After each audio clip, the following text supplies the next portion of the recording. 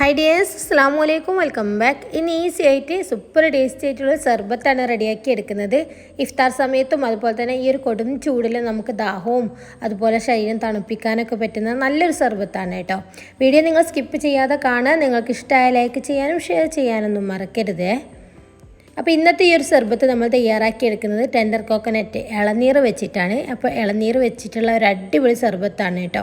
ഇതിനായിട്ട് ഞാൻ ഇളനീരിൻ്റെ വെള്ളവും അതുപോലെ പൾപ്പൊക്കെ എടുത്തിട്ട് ഇതേപോലെ ഒരു മിക്സിൻ്റെ ജാറിലോട്ട് ഇട്ട് കൊടുക്കുകയാണ്. കൂടെ തന്നെ കുറച്ചധികം പാലും കൂടി ഒഴിച്ച് കൊടുക്കുന്നുണ്ട്. നിങ്ങൾക്ക് ഫ്രീസ് ആയിട്ടുള്ള പാൽ വേണമെങ്കിൽ അങ്ങനെ യൂസ് ചെയ്യാം കേട്ടോ. എന്നിട്ട് നന്നായിട്ടൊന്ന് അടിച്ചെടുക്കണം. നമ്മളിലോട്ട് ഒട്ടും തന്നെ മധുരമൊന്നും ചേർത്തെടുത്തിട്ടില്ല. ഈ ഒരു പാലും ഇളനീറും ആയിട്ട് നന്നായിട്ടൊന്ന് അടിച്ചെടുക്കുക. അതിനുശേഷം നമ്മളൊരു ബൗളിലോട്ട് ഒഴിച്ച് കൊടുത്തിട്ടുണ്ട്. ഇതിലോട്ട് കുറച്ചധികം തന്നെ കസ്കസ് കുതിർത്തത് ചേർത്ത് കൊടുക്കുന്നുണ്ട്. നന്നായിട്ടൊന്ന് മിക്സ് ചെയ്ത് കൊടുക്കുക. ഇനി നമ്മൾ മധുരത്തിന് ആവശ്യമായിട്ട് ഇതിലോട്ട് ചേർത്ത് കൊടുക്കുന്നത് നന്നാരി സർബത്താണ് കേട്ടോ. അപ്പോൾ സർബത്ത് ഇഷ്ടപ്പെടുന്നവർ മസ്റ്റായിട്ട് ട്രൈ ചെയ്ത് നോക്കേണ്ട ഒരു അടിപൊളി ടെൻഡർ കോക്കനട്ട് സർബത്താണ്.